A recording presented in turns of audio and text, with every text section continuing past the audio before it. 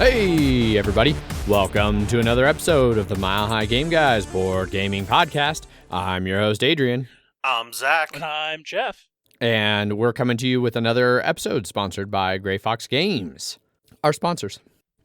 So let's start things off with what we've been playing, especially because in a shocking turn of events, I've actually played a board game 2 episodes in a row. My God. I know, the world might actually end at this point. Well, somebody had to not do that, so don't worry. We're okay there. Okay. I'm glad to know that we continue to not all of us play games regularly. So I played a 2-player game, Watergate with Megan the other day. We didn't go up snowboarding this past week. She had to work most of the days we normally ride, and I had a haircut, and we had some other things we wanted to get done around the house, so we decided to take a week off, relax. Figured the snow will be up there. It's supposed to keep snowing pretty much all week up there, so weren't super worried about it. That decision was reinforced when I saw how bad the traffic got on I-70, but talk about that later. Anyhow, we had some free time, so we decided to play a game. She was like, hey, do you want to, I think I asked her, like, hey, would you be down to play a board game? She's like, what'd you have in mind? I was like, Watergate. And she said, okay. And if you interpreted that okay as having not a lot of enthusiasm, you're on the right track. So we played Watergate. She jumped out to a really strong start. She was Nixon. I was the reporter. She had a great first round that really, I gained basically nothing, whereas she got like an influence token thing. She got to do a bunch of blocking with some information. And just that kind of set the tone for the rest of the game. I made a couple moves and I got kind of close over the course of the next couple rounds to connecting links, but she kept being able to just at the right time block me or steal the piece of evidence that I needed. And so ultimately, she ended up on one of the last rounds. Like I thought it was a round where I could maybe win, but it was going to be tough. And then the draw for the evidence had nothing I needed to win, so I could not win that round. She could, and not only could she did by playing a card that was like, hey, take the influence token and just like put it on your card, and that was an instant win for her. It was like, well, great, good game. And like, as soon as she does that, does that. And I was like, all right, well, you won. Congratulations. She goes, thanks. She goes, I still don't think I really like this game. I was like, God damn it. Talking about it more, she doesn't really she feels that part of it is that it is too combative. It feels too much like directly attacking each other, which you kind of are. And she doesn't really like a lot of super direct conflict in her games. So, that tracks. Sense. Yeah. I don't think she would like Twilight Struggle at all. No. Because that one's even worse. So that's what I played. What about you, Jeff? What did you play? I played a fairly new game that is called Under Falling Skies. It was a print and play for a while. It's a solo-only game, and it's about fighting off space invaders. So it's... I don't want to say it sort of feels like a roll and write, kind of, except without the right part, if that makes sense. You have dice... So you just roll. Yeah, but you have dice that you're putting into spots that are getting you resources that you're then spending. It has a little bit of an XCOM feel. There's a campaign to it. I've only played through like the non-campaign, like easy, like New York sample. But the basic is you have 5 dice, 2 are white, 3 are gray. Then you have 5 columns that are also like, I don't know, 18 deep, 5 by 18. With a mothership at the top there's 5 columns of little space invaders that will come down. So in your XCOM-like base, you have like a spot for fighters, a spot for energy generation, a spot for research, an excavator that will move down and kind of open up the availability of more buildings. you have a city card that has like a special ability, like whenever you should take the last damage, the mothership descends instead without triggering its effect.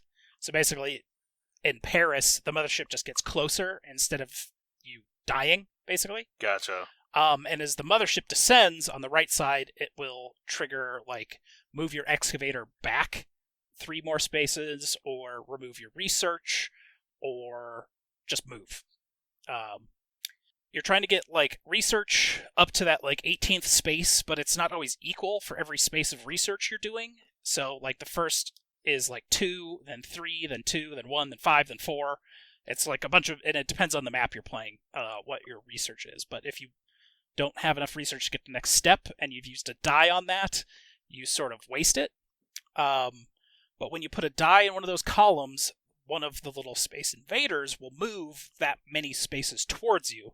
And as they move down, and they land on certain spots, there's one that will move the mothership an extra space. There's ones that will make them go right or left on a column. And then there's actually a little... it's kind of like explosions with numbers. And what that is, if there are space invaders on the little explosion spots, and you go to your fighter spot, and you have to put a die there that it will then destroy any that are on that die number's explosion spot or lower. So if you have 4 of them that are on 5 or less, they could be on 3s, they could be on 2s, they could be on 5s, all of them will get destroyed. But it just takes a lot of power to do that. It takes like 3 energy on a fighter spot for that. And then they'll go up to the mothership. There's other ones that will spawn like a reserve of extra fighters. So you're trying to manage destroying all these fighters while trying to develop your base to get more energy. Also, each row has like a flak cannon on there that if you put a die on there, the thing will move, but it'll move 1 less. Also, another neat mechanic, there's the 3 gray die and the 2 white die. If you place a white die, you re-roll the rest of your dice. So if you don't like the rest of your dice, you can use one of your white die to sort of get yourself a re-roll, and you can do that twice. Or, if you're where I run into problems, you want to spend the white die and the gray die, but you want to spend the white die before you place the gray die. That you can't do. So it's a lot of managing that sort of programming of where the ships are going to go, because you want certain ships to land on certain spots, so you can blow them all up and reset them, because you're just trying to push all the ships and everything back as much as you can to give yourself more time, but that mothership is getting closer and closer, and once the mothership gets down, then you're boned. So you're managing your energy, your research. You can unlock an extra robot die, but it's a pretty simple system. You place all your dice, and then when you pull them off, you unlock their benefits. And as you get deeper into your base, you get more and more efficient rooms. So, like, you might start with some energy -1s or robot die -1s, but at the end you're getting, +1s and getting more research for each die.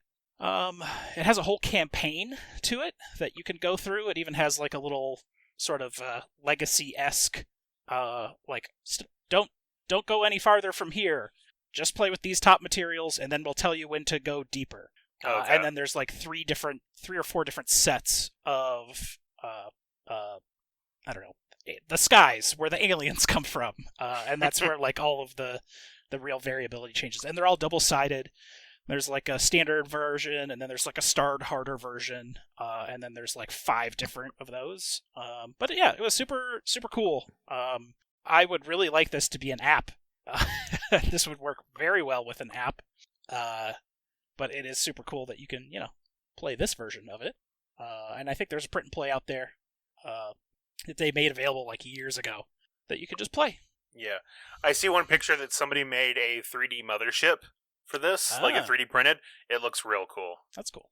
But yeah, it's I saw it when I was out at my bi-weekly trip to Wizard's Chest for a Marvel Champions upgrade. Did you end up picking up Quicksilver? Yes, I have picked up Quicksilver.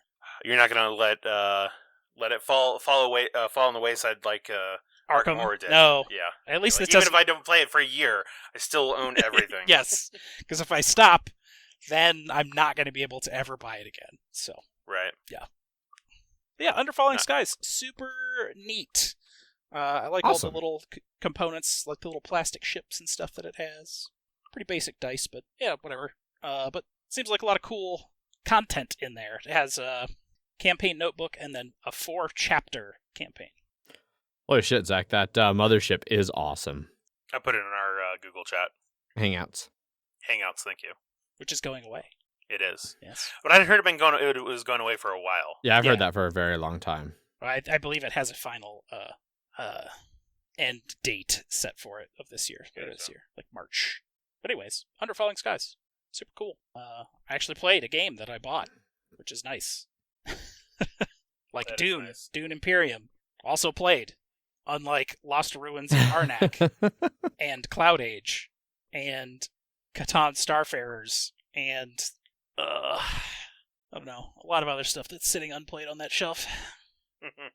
Right on. Zach, I take your earlier comment. I just want to make sure we're clear. You didn't play anything, so I don't need to let That's you. correct. Okay. I had 2 chances to play games, but they were both like, "Hey, let's go eat first, and then we'll go play games." And then after both times eating, everyone was just like, Nah. I'd rather just lay down and do nothing. Just sort of let all this digest. Mm-hmm. Because they were both real good, but it was a lot. Right on. Well, that lets us move on over to Bantery Banters. I don't have a whole lot. Like I said, we didn't go riding. It snowed a lot in the mountains. Traffic was ridiculous. Apparently, it was taking people it's normally like an hour and a half-ish to Silverthorn. And I guess it was taking people like 3-4 hours. Like, just ridiculous, like stupidly long drive times. That's extremely long. Yeah. And it started crazy early. Like, people were at like 6 a.m. They were like, wow, I'm stuck in standstill traffic on I-70. It's like, you used to be able to get up at like, if you got up and on the road at 6, you were fine. And then it got to be like, if you were on the road by 5, you were fine. And then now That's apparently a 60-mile trip, by the way. So yeah. for perspective. So yeah, it's a not very far trip that can rapidly become brutally long. And it's really shitty for like, if it gets really bad, there's huge long stretches because you're in the mountains where there's no exits. Like, you're just stuck on the interstate. And so have fun. So yeah, I was not sad to miss that. I was sad to miss all the fresh snow. But I was not sad to miss all of the ridiculous traffic and bad driving conditions. So we're going up this week. We'll go up for sure for a day trip Friday. We might go up. Megan has a doctor's appointment Thursday morning, just kind of a normal checkup thing. And it's fairly early, so we might leave after that and try to catch a little bit on like Thursday right around noon and then stay up there and ride Friday, or we might just go up for a day trip Friday. We haven't decided. It'll depend on the snow is going to be the answer there. So, other than that, nothing super exciting. I beat Watch Dogs, which I don't, yes, the newest one. I don't recommend anyone putting the effort into beating that game.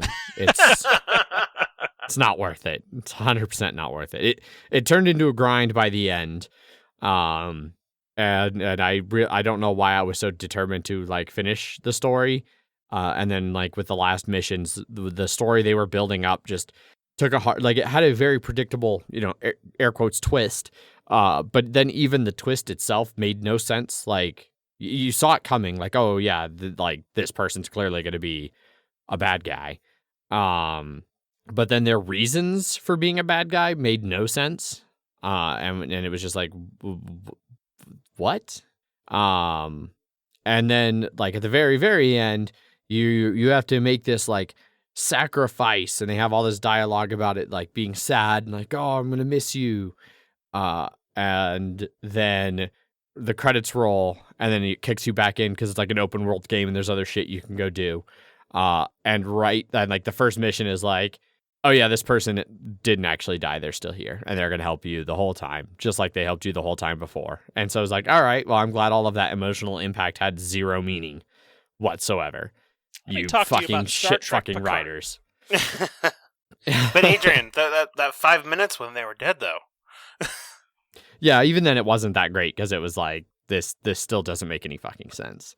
If you're gonna play, go ahead and try it, and if you like it and you feel like continuing to play, I would just play until I would say when you go to recruit a new member to your little hacker group, if you get a mission you've already had before, that's the sign that you have experienced all of the worthwhile content in that game, and that you should stop playing. I want to say it was half off almost immediately. There's been a lot of Ubisoft games. Like Ubisoft does that. Yeah, Valhalla is already half off on the PS5. Mm-hmm. Jesus. And that game's like 80 hours or something insane. Yeah. Jeez. I'm still playing a good amount of RimWorld, and then I did fire up Black Flag again, and immediately remembered how much fun it is to be a pirate in Black Flag. And decided to skip Rogue. I don't own Rogue. If I had Rogue, I'd play Rogue. Or if I find a chance to get it cheap on the Xbox, because I'm currently playing on my Xbox, for Black Flag. So, Nice. And then I tried. So I've got the Microsoft Game Pass, and every now and then I check, like, they've got a section that's just the games that are like optimized for Xbox X/S. And there was a new game on there called Falconeers, and like it looked like kind of an aerial fighty game. And somebody, like, one of the reviews that it showed was like one of the best early launch games for the Xbox Series X. And I tried it out, and I didn't enjoy it. It was boring. It was boring, and the controls weren't that great, and the graphics weren't anything special for being, designed for Xbox Series X or whatever. Is like They're definitely more stylized, a little more cartoony. Yep. But you can make that frame rate real high when you do that. Yeah. So, yeah. Then there was some like donut hole game that Megan was having a lot of fun with. Where Donut you just County. Donut County? Yeah. Yeah, I've heard good things about it. Donut County is super awesome. It's on your phone too, I think. Yes, that's what it originally was on. Oh, Gotcha. okay. Well, maybe I'll get it on my phone. Play it at work. It's like the opposite of Katamari Damacy. Kinda. Or it has more of a story to it that makes sense. Well, yeah. That's, like I said, opposite. Yeah.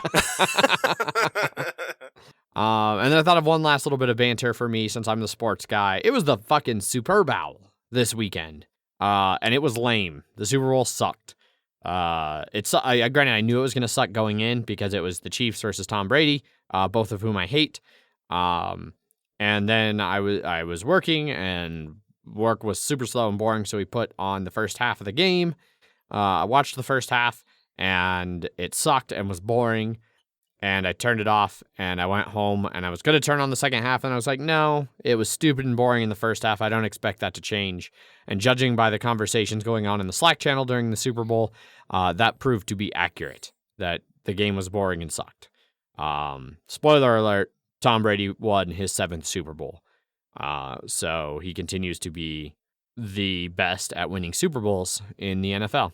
He has now won more Super Bowl. Well, he's won more Super Bowls than almost any team. Yeah. At this point, like it's a little bit out of control. So, did the Patriots win any when he wasn't there? This season they won some. They did not win a lot. I don't know what their record finished at, and I don't even know if they made the playoffs, to be honest. No. I mean, did they ever win any Super Bowls without him? Oh, no. Okay, so he's won more than the Patriots. Got it. Correct. Also, I didn't realize that. What's his name? Gronkowski. Yeah. That he was back. I thought he had retired. He had. And then he was like, oh, Tom Brady's not playing for the Patriots anymore. I'll come out of retirement to catch more touchdowns for Tom Brady, which he did. He caught Tom Brady's first 2 touchdowns in the Super Bowl. Nice. So, yes. I had heard that the Buccaneers' defense was just constantly all over. What's his name? Mahomes?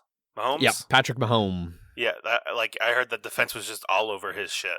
Yep, correct. They got at him. There was a couple little fun stats regarding that. Let me see if I can get the Slack up here in time. While you're doing that, were the Super Bowl ads any good this year?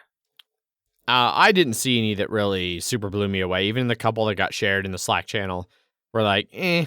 There was like the best one I saw was definitely the one Jeff shared. That was a Doritos one with Mia Kunis and Ashton Kutcher. I thought it was Cheetos. Or it might have been Cheetos. And it also wasn't me. Oh, Ha! I could Nice. have sworn that was the one you shared. Good one, Jeff. No, That was. I shared that was the great. one with. The Four Acknowledge Seasons. that. You sons of bitches. The Four Seasons. Yes, the You Four said Seasons. you said it wasn't me, and that's what it was. The song Oh, in that's the was Cheetos about. commercial. Yeah. No, yeah, the Four Seasons total landscaping commercial, which was great. Yeah. So one of the fun little it's not really, this one's not a stat. This is just a fun thing. Some businesses that advertised during Tom Brady's first Super Bowl: AOL, Blockbuster, Radio Shack, Circuit City, CompUSA, Sears, Hot Jobs, Yahoo, VoiceStream Wireless, and Gateway Computers. That's certainly a set of companies. Indeed. Yes. And then an actual stat that's ridiculous that goes back to what you were saying about how bad Mahomes and the Chiefs got kind of romped by the Bucs defense. Patrick Mahomes ran 497 yards before throwing the ball or being sacked. So, he ran all over that goddamn field. What the fuck? Didn't he wasn't he jumping in the air sideways and threw a ball that Yes. Yeah, it hit was something ridiculous. yeah. So that one there's I don't know, because that was in the second half, I think. And Paul shared an image of it of him throwing it while horizontal jumping through the air, and it hit the guy in the face. But Boyd came along later and did say that it was a tipped pass. So that maybe it wasn't Mahomes hitting him in the face so much as it got tipped into his face. Gotcha. But yeah, it was pretty one-sided. There was a streaker who didn't actually get naked. He was running in shorts and a bra. I heard that he got closer to the touchdown line than the Chiefs did. Yes. But still it's also did not cross it. It's also possible that he had more rushing yards than the Chiefs. So. Nice. Oh man, it was. I also heard the reffing was pretty atrocious. It wasn't great the first half, and then I heard it just got worse. Gotcha. So. Yeah, that's going to be my banter stuff. I'll pass it over to you guys if you have anything else. Jeff, any bantery things? Not really. Just been enjoying Valheim, which is the latest and greatest in the online co-op survival game sphere. It's about Vikings trying to get into Valhalla by defeating big creatures. You chop Building wood, shit, and exploring rocks, and yep. you can build long ships and rafts and boats and make yourself portal networks and to get to other biomes that you need to find for defeating the other bosses. Yeah, it's neat so far. I like the construction stuff because it's not like Minecraft where you can sort of just put blocks wherever. You actually have to support. Yeah, we made the mistake of trying to build a huge house. Yeah, that did not go well. Yeah, maybe one floor too tall. Yes, yeah. If we had gotten the 26-inch instead of the 45, we'd have been fine. Degree. Yeah. But because of the 45, it was just one story too tall, and no matter, we kept trying to just add more shit. Basically, to help it. That whole floor was just supports at one point. Yep, yeah. But yeah, it's fun. You hack and slash a bunch of monsters and... Yeah. It's third person, which I always appreciate. Yeah. It's still pretty early on in early access, but it is well developed. Yeah. So, there are some areas, there are mountains, and they're you need to get warmer clothes in order to come up here. And we're I don't even no know idea. what that is. Yeah, no idea where to get any of that, so we'll just have to sort of explore until we find something. Yep. We found a swamp, which was a new biome for us, and then immediately just started getting murdered by slimes because they would shoot poison at you that does a ridiculous amount of damage that you can't get rid of. I guess if you build a cauldron to get potions, you could get rid of them, but otherwise, like, just the regular potion or the regular poison does like 75% max damage to you. So Yeah. it sucks having to do the corpse runs on that. Sure does. The one thing we haven't really delved into in the game is it has a PvP element. So What? you can just because you can just join servers and like come across people's stuff and fuck it all up. Like the servers have like a higher Yeah, no, you can player have up to 10 population. people. Yeah. And it's just like there's items in that game so people can't like destroy your shit. Yeah. Interesting. But we're on a private server, so we don't have to deal with that. No, we took to deal with all those fucking dwarves and shit coming around. Yeah, it seems like every Fucking time I try and cut down trees, they're like, "Stop it!" Yeah. And a whole like fucking raiding party comes after me.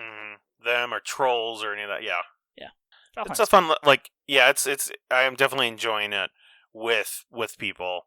It continues to be that trend of games that I'm like, if other people are playing, yeah, sure, I'll play. But as soon as other people are like, I don't feel like playing more, I'm like, all right, and I'm out. Yep. But you should give it I think you should give it a try, Adrian. Yeah, I definitely want to, especially because I like those kind of like survival crafty type games.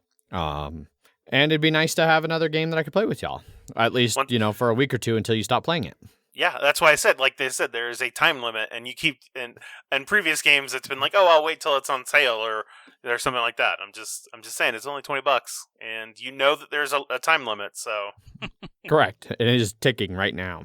Exactly. And we won't play it until it has another major content update. So Rock and Stone. yes. Right on.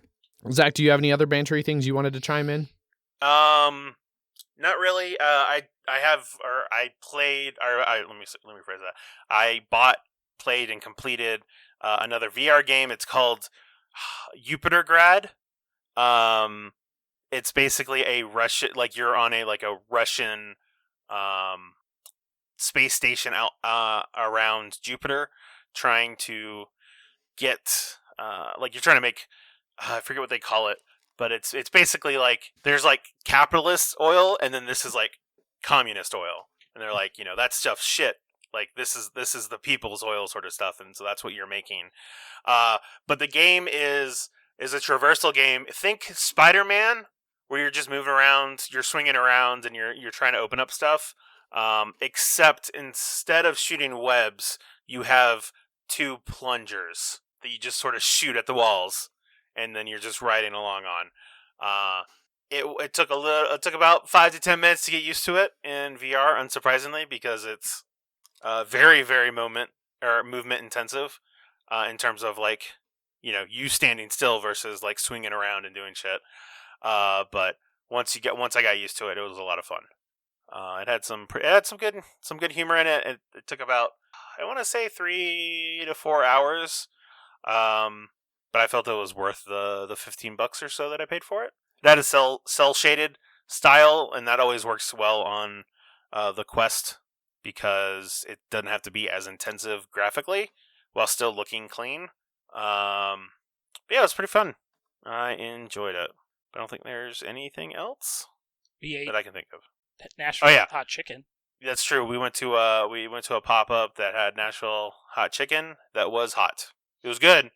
But it was also hot. It's a place I had been going every time they've popped up for a couple months now, but finally invited other people along. Yes. Yeah. Or about time. Realistically, it was you were saying, "Hey, I'm doing this," and people were like, "Well, fuck, I want to do that too," and then you not saying no. Yes. They had a butter burger that was mostly butter. And was very delicious. And then Paul and Zach did the special, which came with 2 beers, 4 pieces of chicken, and 2 sides for like $30, which was actually a pretty good deal. Yeah, because each of the beers like $6 to $7, so that's $18 for that very filling meal. Yeah, my mistake was I should have asked if I could do a split order for between hot and medium, because the hot was good, but it definitely started creeping up on you. And this isn't like a restaurant where you can just have like a giant thing of water and has someone just comes by and just fills it up for you whenever it's low. So Yeah. I had to ration it, and then it was eventually just like, it's too hot. My stomach's starting to not feel that great. But it was still real good. The sides were great too. I normally wouldn't get macaroni salad at all, but it was actually pretty good. And the tater tots were good as well. Have you had their wings at all? No, they never usually ever have wings on their menu, because their menu is always different each week, besides their basic stuff. Gotcha. Cool. I think that wraps up Bantery Banters. Yes. Right on. Well, then we can move on to some news and Kickstarter. Yes. All right. Only one item for news this week. Simon's releasing a grizzled system game called We Care. Yeah. So this is a game based around the medical industry in the time of COVID. And so basically it's going to be very similar gameplay, inspired by current events where you work together to ward off medical threats. And if you're not careful, you can suffer burnout or get sick from the epidemic that you're fighting. So I assume that's going to be similar to like how in the Grizzled, you can kind of like lose from accumulating different traumas, or you can just like die. And it's got different art for somewhat obvious reasons. And every a portion of every sale is being donated to Doctors Without Borders, which is pretty cool in that regard.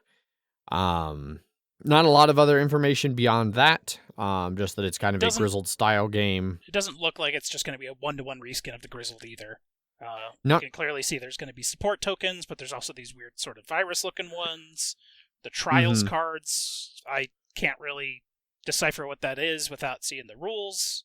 I mean, it looks like there are different colored viruses on them, which might be the the threats. Yep. But the like backgrounds on them are like areas of a hospital, so I don't think they're really like day, night, rain, etc.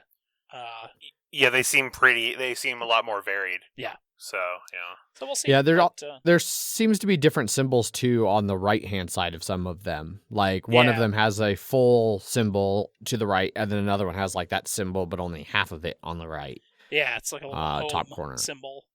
Yeah, so 2 to 5 players. Or whatever the beds mean.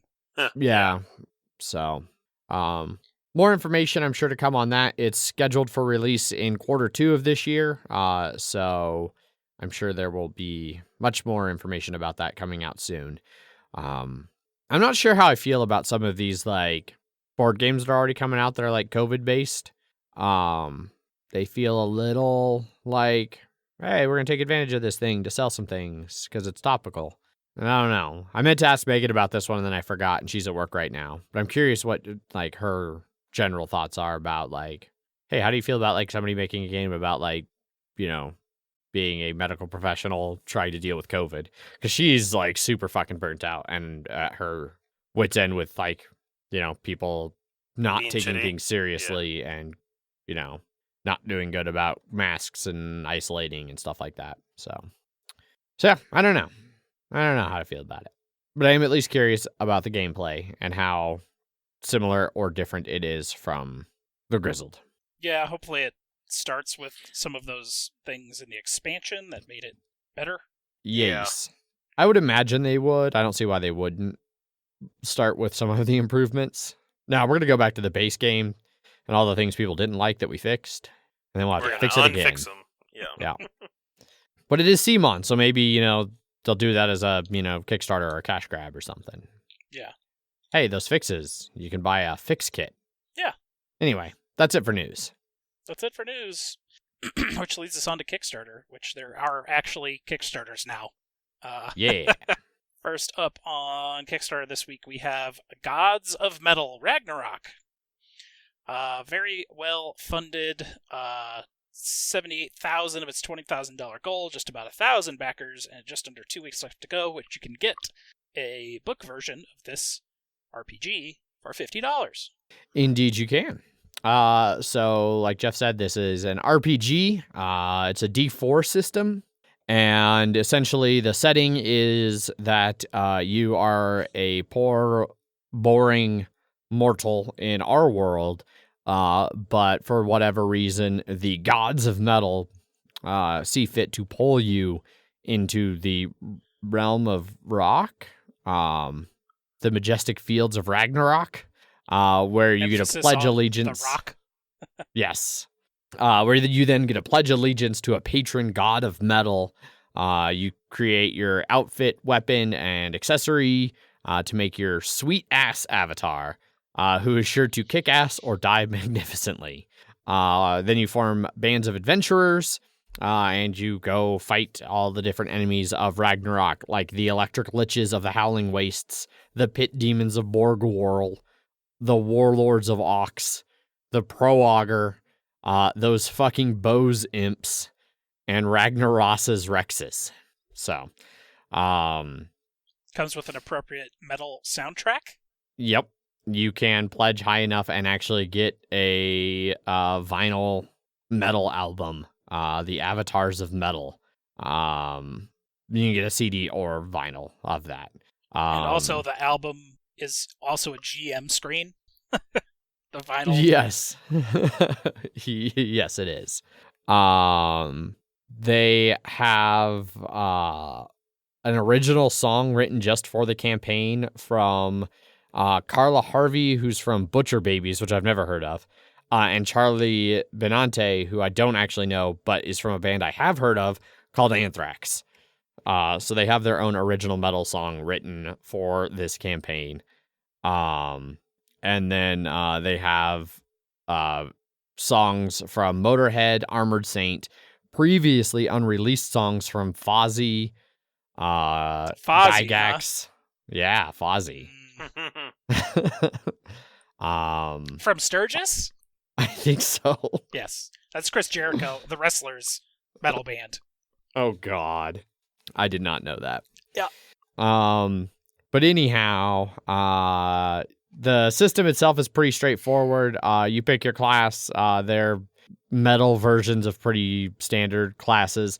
Like the Brutalizer seems to be like a fighter type. The Blood Guard is like a cleric or maybe a paladin. Cordmaster, I'm not sure. Howler is like a magician. The Shredder is like a bard. And the Amp Lord is like a barbarian or maybe like a like tinkerer, like machinist type. I'm not sure. You have a bunch of different skills like Bash, Cram, Bang, Feelings, Forge, Legend Smithing, Pharmacopoeia, Magica, Stunts, Schmooze, Slink, Streets, and Wilds. And you earn different ranks in those skills. However many ranks you have is how many D4s you roll when you are doing a test of that type. If you get 4s, those are tributes and are successes.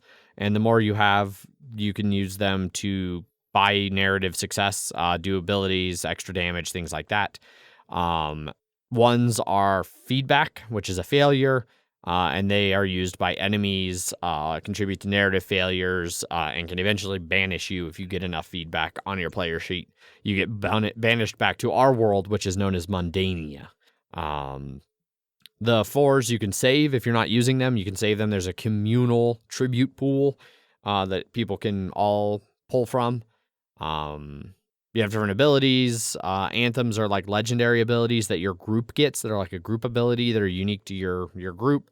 They have a system for leveling up your equipment. So like you start with whatever you start with, and then as you gain more rock power, your awesome, battle axe guitar turns into an even more badass battle axe guitar.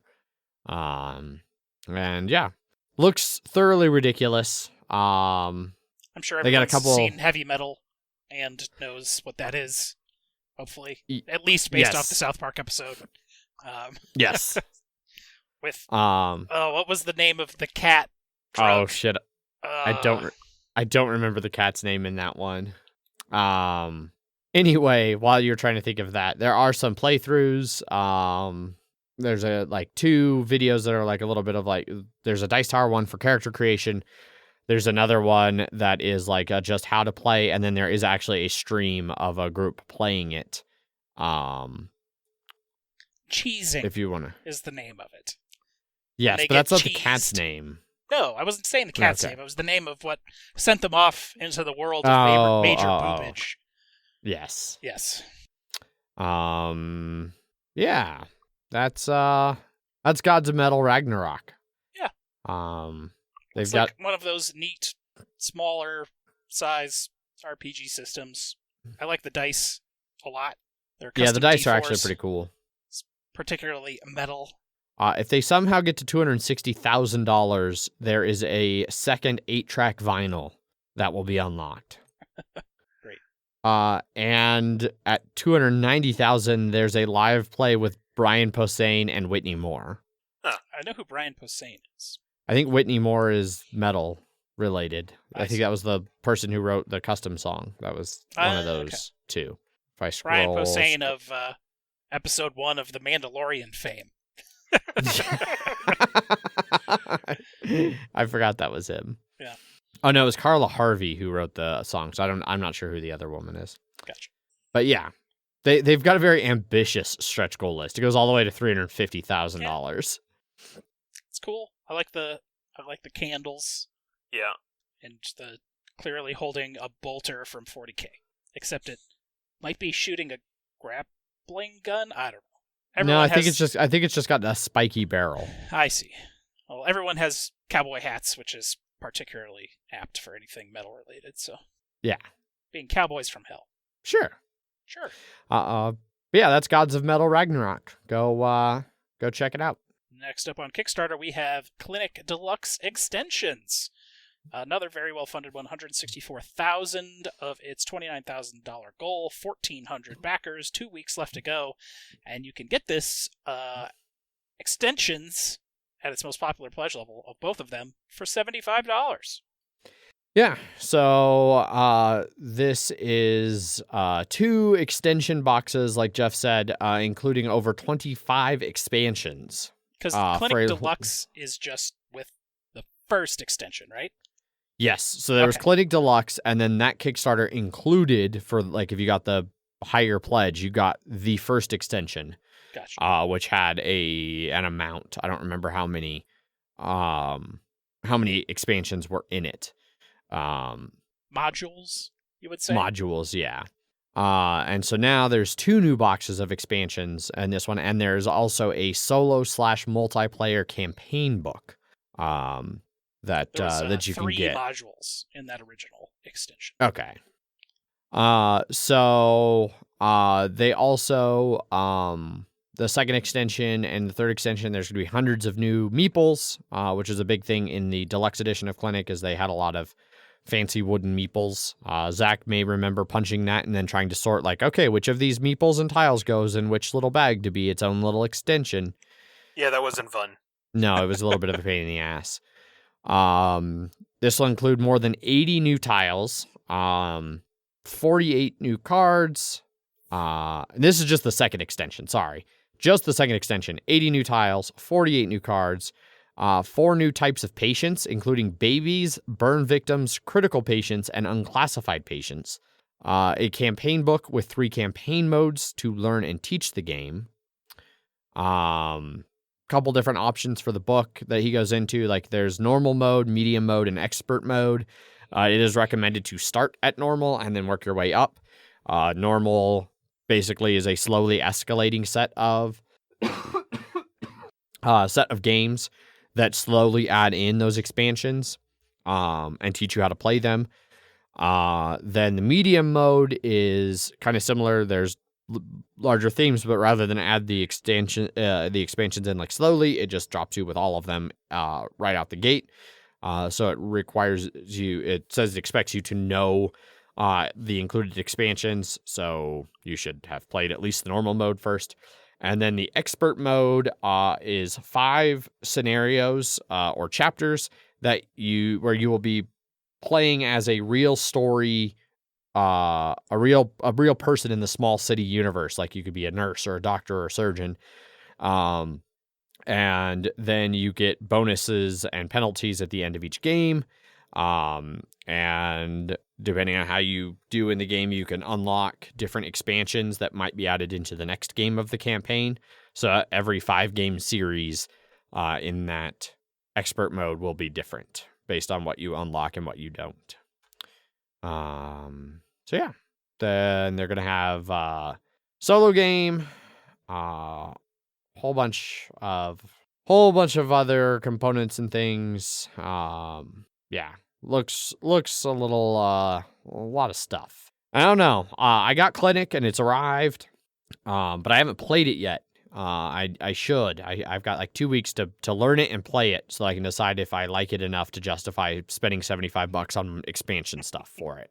There's more. There's always more.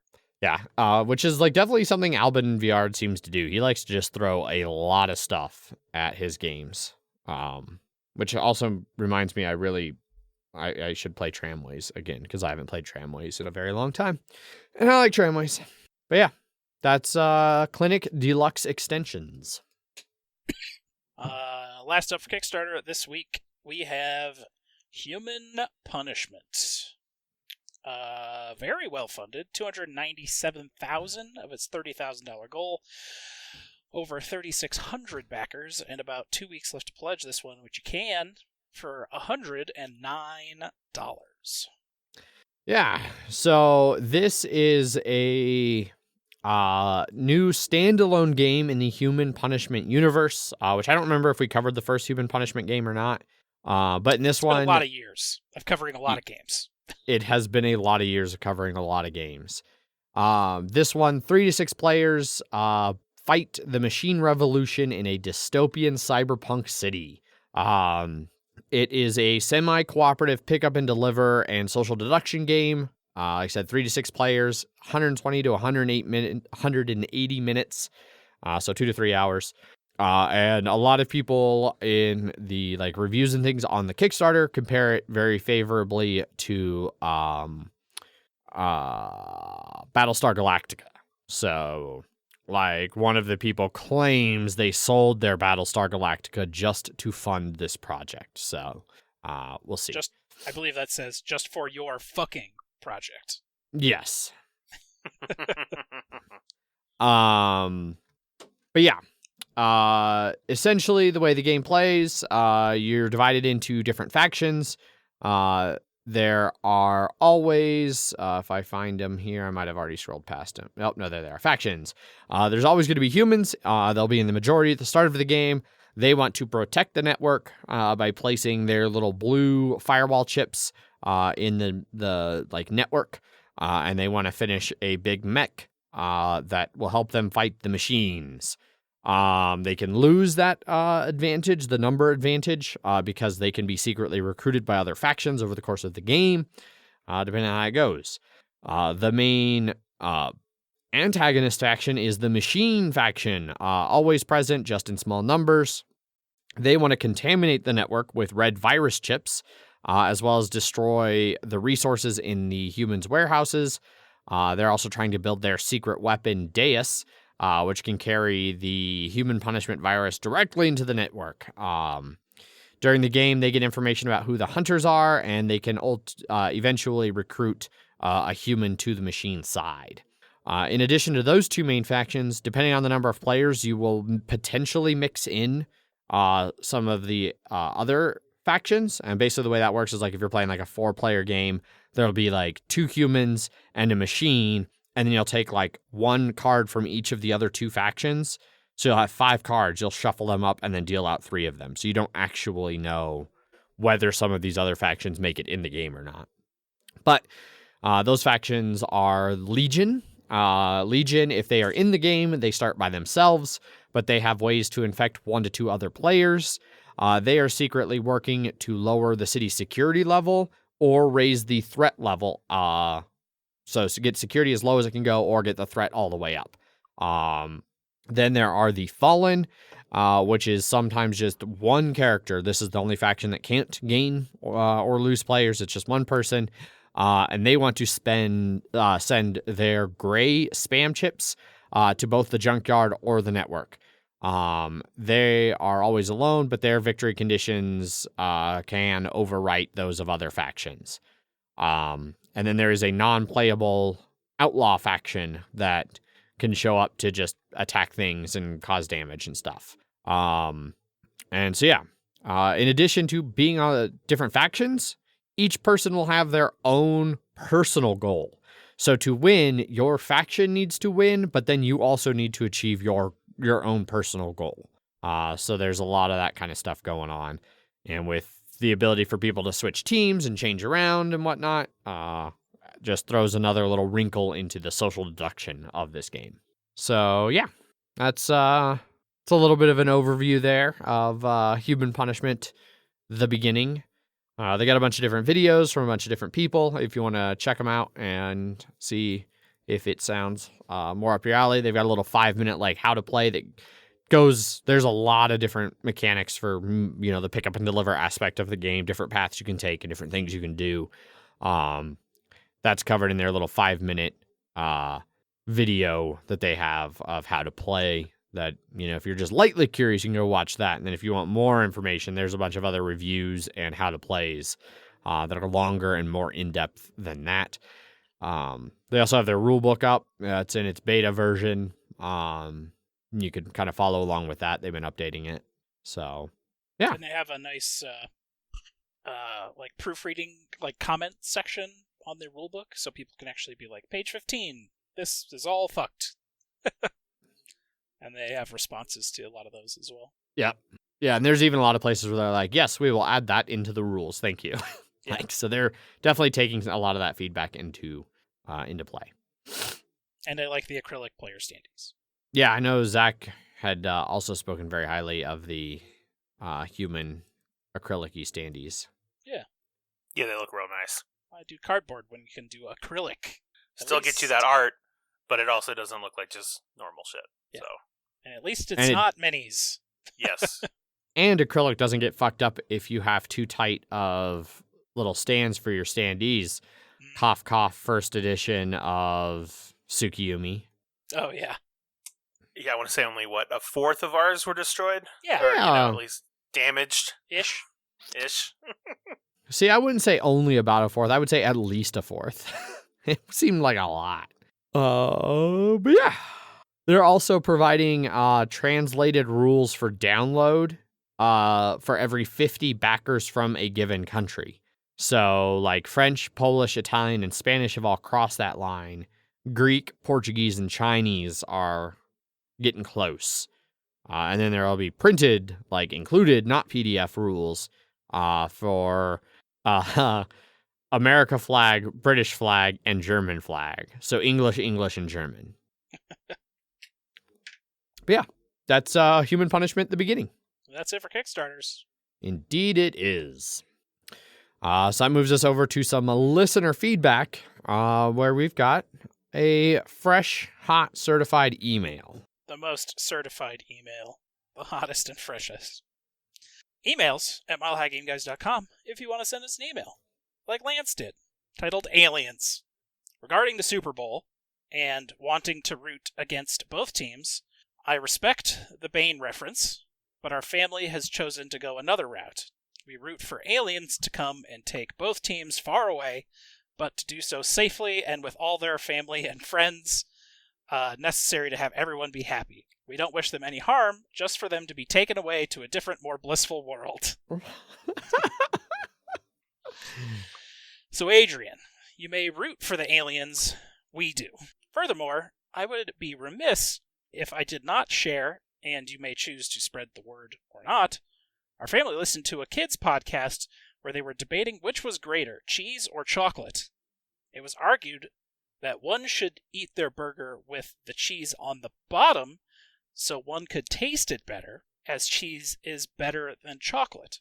Our family was taken to flavor forward, and when we eat pizza, we eat the flavor portion closest to one's taste buds. Some people might think we are eating pizza upside down, but we would argue we are eating it #flavor forward, If you prefer the taste of the dough, we will not think worse of you. You, too, are probably already eating your pizza #flavorforward. For most of our family, we now eat the toppings closest to our taste buds. FYI, the hashtag was created by my daughter. Thanks for the great efforts. It's appreciated. Ciao. There's a lot to unpack in that email. There is so much to unpack. I like the very family-friendly idea of the aliens take the teams away safely with everyone that needs to go with them to be happy and just blissful. But that's too positive. Because, see, the problem is the reason I want to root against both teams is because I really don't like either one of them. So I don't want them to go somewhere blissful and happy. Like, that's not satisfying. So I appreciate the idea, you know, and if I had like a child that I was trying to raise to be a good human being, maybe I'd instill that idea in them. But for myself, who is not a good human being and is a bitter, angry fuck, I will go full Bane. But only Bane. It's got to be a supervillain. You know, I don't want like terrorists to do something. That's not cool. Supervillains are different because then it means we have superheroes. So very different. Which would inevitably end up like The Boys. So basically supervillains. Yeah. I don't even know how to unpack Flavor Forward. I couldn't imagine eating a pizza #Flavor Forward, aka upside down. Especially because I'm a pizza folder. I fold my slices of pizza as I eat them, regardless of whether they're big floppy New York style or like, you know, Papa John's. Like, it doesn't matter. If it's a triangle shaped slice, I fold it and then eat it. You don't like folding your Chicago deep dishes? That does not work. Like even when I was like, you know, trashy college kid and I used to eat like Totino's frozen pizzas, like whole. I'd cook the whole pizza and then I would just fold it into a giant pizza taco and eat it that way. Your party pizza? I don't think I even cut them. I think I just ate them whole. As a God, monster. I just can't imagine all the grease pooling in the center. I mean, that's part of why you gotta fold it so the grease doesn't run off and get everywhere. You trap it. It's gonna find its way out. Is all I'm saying. Oh man, those things used to be $1 a pizza. It was like, why wouldn't I just eat a shit ton of those? I can eat like an entire day's worth of calories for like $2.50. There you go. It's great. Nothing wrong with cheese on the bottom of a burger, though. And I think I got to agree that cheese is better than chocolate. I think if I had to choose which one of those, if I could only have one for the rest of my life, I would choose cheese. I'm just trying to think if I would be willing to dip tortilla chips into liquid chocolate. I don't think so. I definitely would not. Then I think I'm going to have to go with cheese as well. Well, and I couldn't I'm not going to mix macaroni noodles into a bunch of melted chocolate either. Like, that's just not going to happen. But what about a nice piping hot mug of hot cheese on a cold winter's night? With some marshmallows in it. Top it with a little bit of whipped cream. Yeah. Oh. No. Oh. I just have hot tea or hot cider. There's other good hot winter drinks that I could fashion in place of a hot chocolate. I would miss Reese's though, because I don't think cheese wrapped peanut butter would be nearly as good. Anyway, that's it for the email. That's it for emails. We're done. I thought you were gonna do the thing. Nope. We also had a comment over on the YouTubes, episode 216, Schrodinger. Peter asks, how many people have actually read a correct translation of what Daniel Tascini said? I've not been able to find one. It might be a mistake for me to assume this is anything resembling a good faith question. But assuming it actually is, there was a thread on BGG, I can't remember what the title of it was, where throughout there was like links to like 6 different translations of it, ranging from like shitty Google translation to like, hey, I'm an Italian and here's what this says. It kept getting refined. Yeah, and every single, like, they all had the same gist. Like even the shitty Google Translate one still got the idea across of what he was saying, and it still wasn't great. It seems like the biggest debate I saw was between people being like, well, did the word he used in Italian directly correspond to the N-word in English? And maybe not. But there were enough Italians who were like, yeah, but that's still a word that, like, you know, yes, it was something that people used in Italy like 20 years ago, but we've come to realize that that's not the word you want to use, and the only people who still use it are racists and old people. And, you know, so it nothing I saw in the multiple things that I read about this and various Italians or Italian-speaking individuals chiming in, nothing here made it seem like, oh, it was all just a mistranslation. It's all a miscommunication. It's okay. So, yeah, if you really want to find direct translations, and I'm not sure, you know, what a quote unquote correct translation would be, but there's plenty of different places you can look for that translation if you still want to dig more into what went down with him. So, there we go. That is it for listener feedback. So, if you want to get hold of us, you want to participate in listener feedback, there are a bunch of different ways to do so. You can always send us the emails. Emails at milehighgameguys.com. You can find us over on Twitter, where I tweet under @MHGameGuys.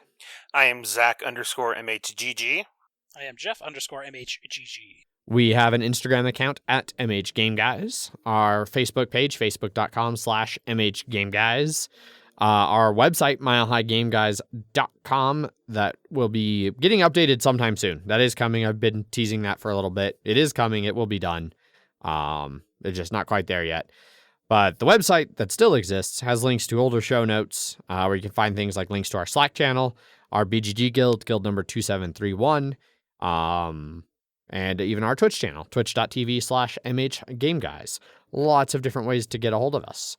You can find more recent episode show notes and things over on punchboardmedia.com, along with all the other awesome content from all of the other awesome content creators and people over at Punchboard Media, who are just always doing various awesome things. So lots of things to check out over there. And as always, we like to take a little bit of time at the end of our episodes to thank our awesome sponsors, Gray Fox Games, for continuing to sponsor the show. Their website, grayfoxgames.com, has options to late pledge things like the Campaign Trail reprint, or order some of their older games like Champions of Midgard, perhaps the Jarl Collector's Box for $59.99.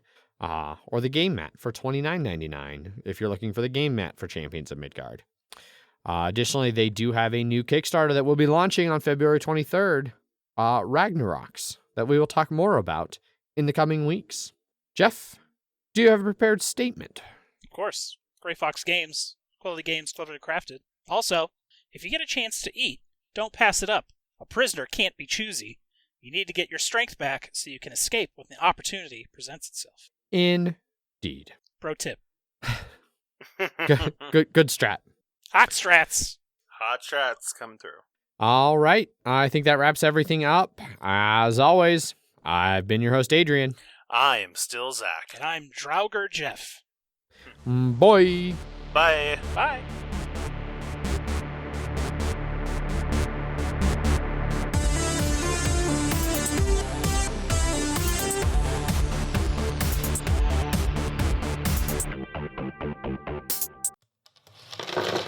Punchboard Media, where we all bring something to the table. pull up a chair at punchboardmedia.com.